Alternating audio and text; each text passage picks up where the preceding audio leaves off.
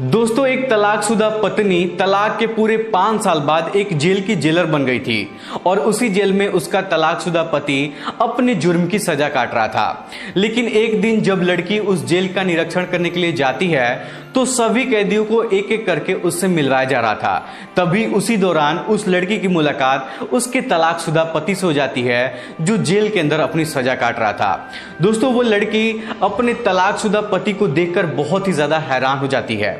यहां तक कि वो लड़का भी जो जेल के अंदर सजा काट रहा था अपने तलाकशुदा पत्नी को देखकर बहुत ज्यादा परेशान हो जाता है।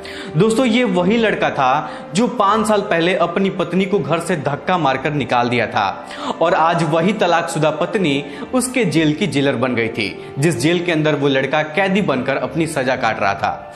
दोस्तों, लड़के के चेहरे पर काले रंग के धब्बे निशान पड़े हुए थे क्योंकि जेल के अंदर उस लड़के की बहुत ज्यादा पिटाई हुई थी। वो लड़का जेल के अंदर से ही हाथ और पैर जोड़कर अपनी पत्नी से रो रो कर माफी मांगने लगता है और कहता है कि मुझे कैसे भी यहां से बचा लो, मुझे कैसे भी यहां से निकाल लो, मुझे पुलिस वाले जेल के अंदर बहुत ज्यादा मारते हैं और मुझे खाना भी खाने को नहीं देते हैं, मुझे यहां पर बिल्कुल भी अच्छा नहीं लगता है, प्लीज मैं तुम्हारे सामने हाथ जोड़कर विनती कर रहा हूं, तुम मुझे कैसे भी करके जेल से बाहर निकाल दो।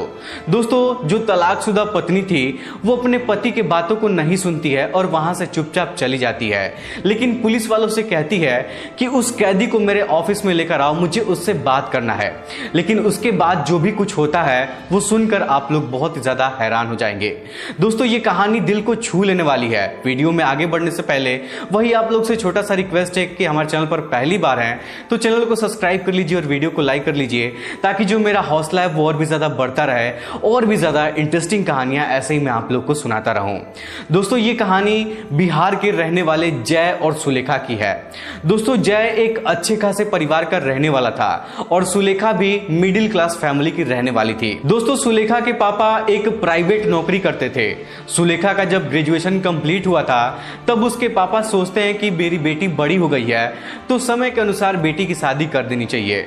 दोस्तों, कुछ समय बाद सुलेखा के पापा जय के घर वालों से बातचीत करते हैं तो जय के घर वाले भी शादी के लिए मान जाते हैं क्योंकि उन लोगों को दान दहेज नहीं चाहिए था, बस एक अच्छी सी और सुंदर लड़की चाहिए थी। और दोस्तों, सुलेखा जो थी वो दिखने में बहुत ज्यादा खूबसूरत थी।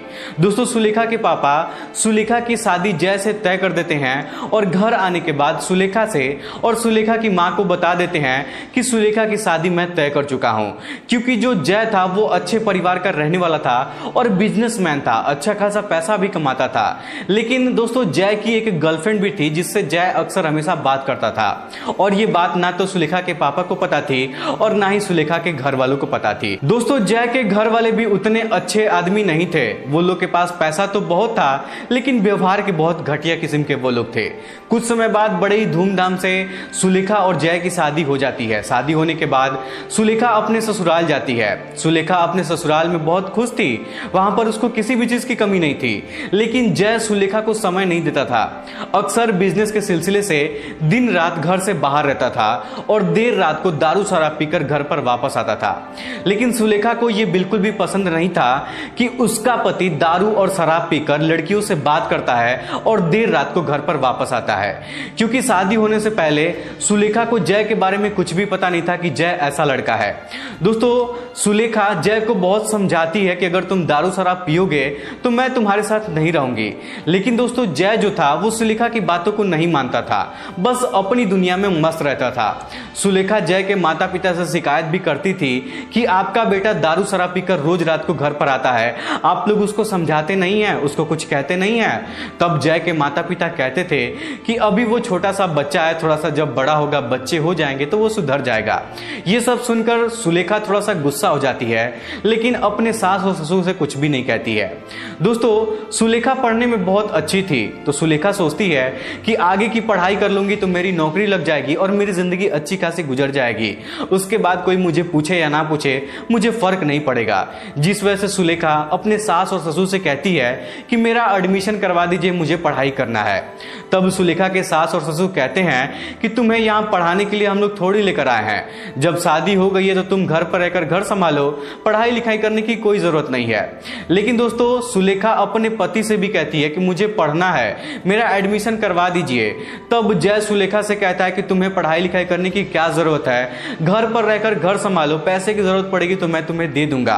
लेकिन दोस्तों सुलेखा जिद पकड़ ली थी कि नहीं, मुझे पढ़ना ही है और कैसे भी करके आप मुझे पढ़ाइए। तब दोस्तों जय साफ साफ मना कर देता है कि नहीं, मैं तुमको नहीं पढ़ाऊंगा, अगर तुमको मेरे साथ रहना है तो भी ठीक है, अगर नहीं रहना है तो भी ठीक है। दोस्तों इतना सब सुनने के बाद सुलेखा एकदम से टूट सी जाती है। उसको कुछ भी समझ में नहीं आ रहा था कि वो करे तो क्या करे, क्योंकि उसका पति भी उसका सपोर्ट नहीं कर रहा था और ना ही उसकी सास और ससुर उसका सपोर्ट कर रहे थे। और एक दिन जय किसी काम से अपने घर से बाहर गया हुआ था, लेकिन रात को जब वापस वो घर पर आता है तो उसके कपड़े में मिट्टी लगे हुए थे। दरअसल दोस्तों दारू शराब पीने की वजह से वो इतना ज्यादा नशे में हो गया था कि वो एक गटर के नाली में गिर गया था, जिस वजह से उसके सारे कपड़े गंदे हो गए थे। और नशे की हालत में जब घर पर आता है तब सुलेखा उसको देखकर बहुत ही ज्यादा गुस्सा करने लगती है। सुलेखा अपने पति को गुस्से से 3-4 थप्पड़ मार भी देती है और कहती है कि अगर आज के बाद से तुम ऐसा काम करोगे तो मैं तुमको छोड़कर चली जाऊंगी, तुम्हारे साथ मैं नहीं रहूंगी। दोस्तों उस दिन जय जो था वो काफी ज्यादा नशे में था।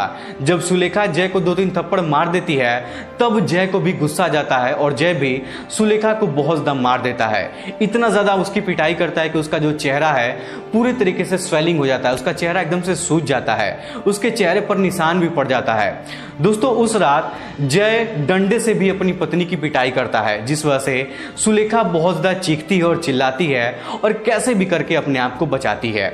दोस्तों सुलेखा के सास और ससुर भी सुलेखा को उस दिन बचाने के लिए नहीं आते हैं, जिस वजह से सुलेखा अपने सास और ससुर से और अपने घर वालों से, अपने ससुराल वालों से नाराज हो जाती है और अगले दिन अपने पापा को फोन करके कहती है कि पापा अगर मैं यहाँ पर और ज्यादा दिन रहूंगी तो कुछ दिन बाद आप मेरा मरा हुआ मुंह देखेंगे, क्योंकि हमारे ससुराल वाले बहुत गंदे किस्म के लोग हैं। पिछले 6 महीने से मेरे साथ इतना बुरा बर्ताव किया जा रहा है जिसके बारे में मैं सोच भी नहीं सकती हूँ।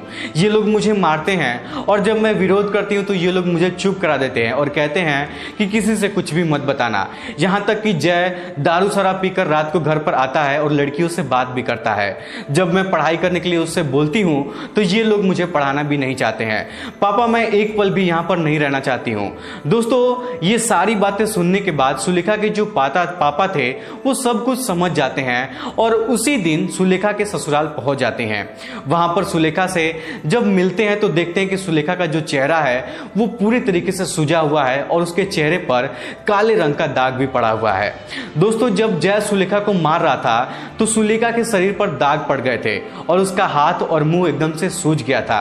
ये सब देखकर सुलेखा के पापा बहुत ज्यादा गुस्सा हो जाते हैं और अपनी बेटी को अपने घर लेकर चले जाते हैं।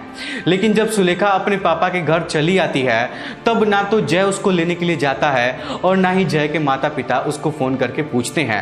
दोस्तों कुछ दिन बाद सुलेखा कोर्ट से कार्रवाई करते हुए अपने पति से तलाक ले लेती है। तलाक लेने के बाद सुलेखा पटना में ही रहकर अपना पढ़ाई शुरू कर देती है। जैसे जैसे वक्त गुजर रहा था वैसे वैसे सुलेखा मन लगाकर पढ़ाई कर रही थी और पूरे 3 साल तक पढ़ाई करती है और खूब मेहनत करती है और एक जेल की जेलर बन जाती है। दोस्तों जेलर बनने के बाद कई जगहों पर सुलेखा की पोस्टिंग होती है, लेकिन 2 सालों बाद जब सुलेखा की पोस्टिंग बिहार के बक्सर जिले में होती है तो वहां पर उसका पहला दिन था। सुलेखा वर्दी पहनकर जब जेल के अंदर जाती है तो जेल के अंदर जितने भी कैदी थे सभी कैदियों को सुलेखा से मिलवाया जाता है। लेकिन इसी बीच सुलेखा की मुलाकात उसके तलाकशुदा पति से हो जाती है जो उसी जेल के अंदर अपने जुर्म की सजा काट रहा था। दोस्तों सुलेखा जब अपने पति को इस हालत में देखती है तो वो बहुत ज्यादा हैरान हो जाती है, क्योंकि जैसे जय ने सुलेखा को मारकर उसका चेहरा बिगाड़ दिया था ठीक उसी तरीके से पुलिस वालों ने जय की पिटाई जेल के अंदर किया था और उसका भी पूरे तरीके से चेहरा खराब हो गया था। उसके हाथ पैर पर निशान पड़ गया था। ऐसा लग रहा था जैसे जेल के अंदर जय की डंडे से पिटाई की गई हो। दोस्तों जब जय अपनी तलाकशुदा पत्नी को वर्दी में जेल के अंदर देखता है तो वो भी बहुत ज्यादा हैरान हो जाता है।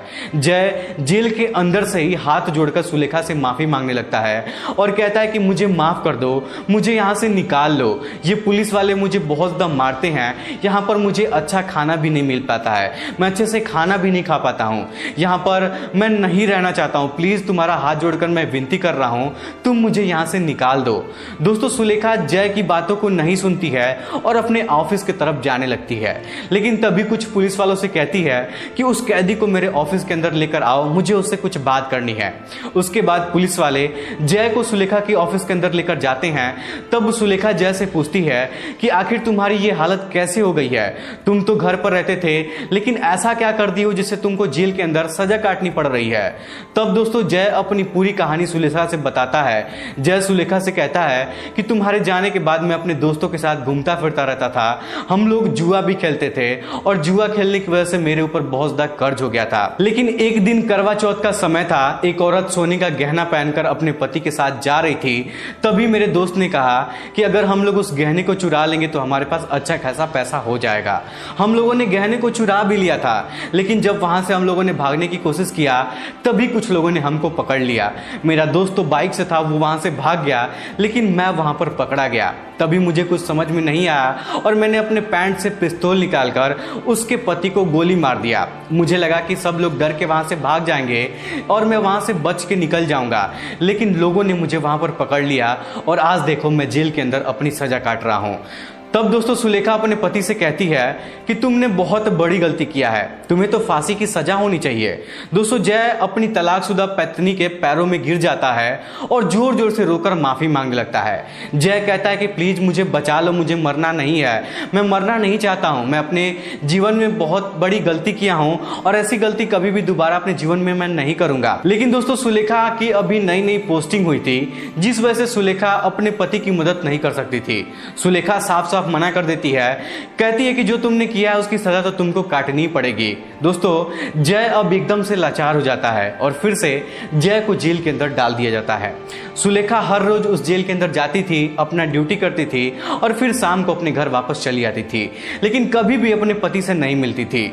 लेकिन जब जय को अपने पत्नी से मिलने के बाद दोबारा जेल के अंदर बंद कर दिया जाता है, तब उसको घुटन सा महसूस होने लगता है। जय सोच रहा था कि मेरी पत्नी इस जेल की जेलर है और मैं उसी जेल के अंदर सजा काट रहा हूं। दोस्तों जय को बहुत ज्यादा शर्मिंदगी महसूस हो रही थी, जिस वजह से जय जेल के अंदर ही एक ऐसा कदम उठाता है जिससे पूरा माहौल ही चेंज हो जाता है। दोस्तों जय बेइज्जती को बर्दाश्त नहीं कर पाता है और जेल के अंदर ही अपने हाथ को किसी चीज से काट लेता है, जिस वजह से उसका काफी ज्यादा ब्लड जमीन पर बिखर जाता है। इसके बाद जो कर्मचारी थे, पुलिस थे, अधिकारी थे, वो लोग उसको अस्पताल में भर्ती करवाते हैं, लेकिन कुछ देर बाद अस्पताल में ही जय की मौत हो जाती है। दोस्तों जय अपने आप को माफ नहीं कर पा रहा था और सोच सोच के बहुत ज्यादा परेशान हो रहा था, जिस वजह से उसने अपनी जान ले लिया। जब ये बात सुलेखा को पता चली कि जय ने आत्महत्या कर लिया है और वो भी जेल के अंदर, तो सुलेखा बहुत ज्यादा परेशान हो जाती है। लेकिन फिर सुलेखा सोचती है कि भगवान ने उसके कर्मों की सजा उसको दे दिया है। दोस्तों उस दिन के बाद से सुलेखा अपना ट्रांसफर किसी और जेल में करवा लेती है और अपनी नौकरी करने लगती है और अपनी जिंदगी हंसी खुशी बिताने लगती है।